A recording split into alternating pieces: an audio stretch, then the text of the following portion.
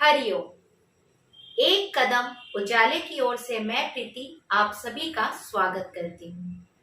आज हम बात करने जा रहे हैं कर्म फल के सिद्धांत की। कर्म फल हम सभी को भुगतने पड़ते हैं, लेकिन किस अनुपात में भुगतने पड़ते हैं ये हम समझेंगे हिडन ट्रेजर की आज की कहानी में। एक बार राजा पृथु सुबह सुबह अस्तबल में निरीक्षण हेतु जाते हैं।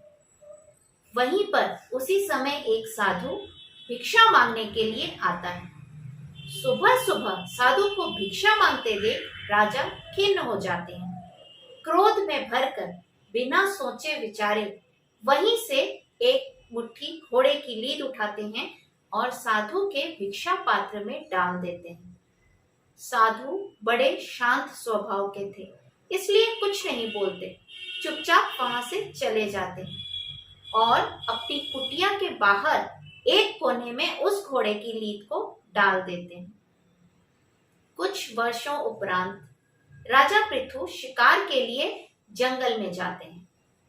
वहां देखते हैं कि एक कुटिया के आगे घोड़े की लीद का बड़ा सा ढेर, ठीक पहाड़ नुमा ढेर लगा हुआ है। इधर उधर नजर घुमाते हैं, न उन्हें अस्तबल नजर आता है न ही घोड़े। दूर दूर तक देखते हैं पर उन्हें कहीं कोई घोड़ा भी नहीं नजर आता। कुटिया में प्रवेश करते हैं, देखते हैं एक साधु वहां बैठा है। साधु से पूछते हैं कि महात्मन, मेरा एक प्रश्न है। आपकी कुटिया के आगे ये घोड़े की लीद का ढेर कैसे लगा? यहाँ तो न आसपास कोई अस्तबल है, न ही मुझे दूर दूर तक कोई घोड़ा नजर आ रहा है। साधु कहते हैं, राजन, मुझे किसी राजा ने एक मुट्ठी लीद एक बार भिक्षा में दी थी। ये उसी लीद का ढेर है जो कि आपको पहाड़ के रूप में दिखाई दे रहा है, और समय आने पर उस राजा को ये ढेर लीद का खाना पड़ेगा। राजा पृथु के जहन में तुरंत उस दिन की घटना याद आ जाती है। साधु के पैर में गिर पड़ते हैं, क्षमा याचना करते हैं और पूछते हैं कि मैंने तो आपको सिर्फ एक मुट्ठी लीद दी थी, ये इतना बड़ा ढेर कहाँ से जमा हुआ? तब साधु महात्मा बोलते हैं कि राजन, हम जब भी किसी को कुछ देते हैं तो वो दिन प्रतिदिन प्रफुल्लित होता है, यानी बढ़ता है, और समय आने पर वही बढ़ा हुआ रूप हमारे पास वापस आता है। राजा पृथु शर्मसार थे। उनके चरणों में गिरकर माफी मांगते हैं, क्षमा याचना करते हैं, गिड़गिड़ाते हैं कि साधु महात्मा को बोलते हैं, महात्मन, ऐसा कोई उपाय बताइए जो मैं अपने कर्म दोषों को प्रायश्चित कर सकूं। साधु बड़े दयालु थे। राजा की दुखमयी स्थिति को देखकर बोलते हैं कि राजन, एक उपाय है।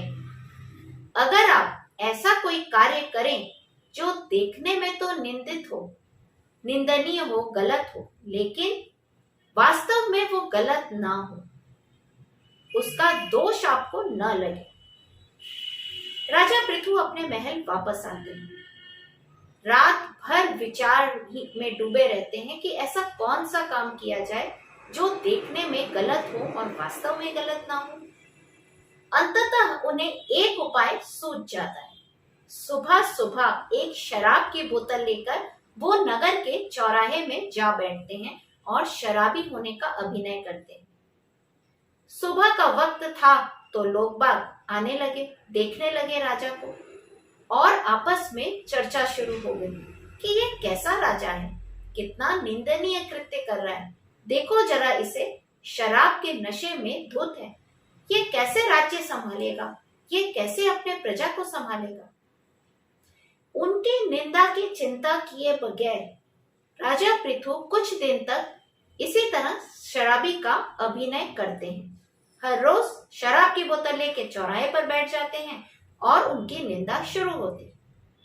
इस कृत्य के पश्चात एक दिन फिर राजा पृथु उस साधु की कुटिया में जाते हैं और देखते हैं कि वहां घोड़े की लीद का ढेर अब एक मुट्ठी मात्र रह गया। आश्चर्यचकित थे तो साधु से पूछते हैं कि महात्मन ये कैसे हुआ? तब साधु बोलते हैं कि राजन, जिन लोगों ने तुम्हारी अनुचित निंदा की, तुम्हारा पाप उनके सर चढ़ गया। राजा पृथु बोलते हैं, तो फिर ये एक मुट्ठी क्यों रह गया? ये क्यों नहीं बटा उनमें? तब महाराज बोलते हैं कि साधु बोलते हैं कि राजन, ये एक मुट्ठी तो तुमने मुझे खाने के लिए भिक्षा में दिया था। ये तो तुम्हारा कर्म है और ये तो तुम्हें समय आने पर खाना ही पड़ेगा। सही है, हम कुछ भी उपाय जब तब पूजा पाठ कर लें, हमारे कर्म दोष भले ही कट जाए, लेकिन मूल कभी नष्ट नहीं होता। वो तो हमें भोगना ही पड़ता है। और तो और जब हम किसी की निंदा करते हैं तो उसके पाप कर्म भी हमें ही भोगने पड़ते हैं। तो हमें अपना हर कर्म बड़े ही सचेत होकर करना चाहिए। कर्म फल का यही सिद्धांत है। तो आइए अपने आसपास हम सिर्फ खुशियां, प्रेम, अपनापन, सद्भावना बांटें, ताकि कई गुना होकर ये हमारे पास वापस आए।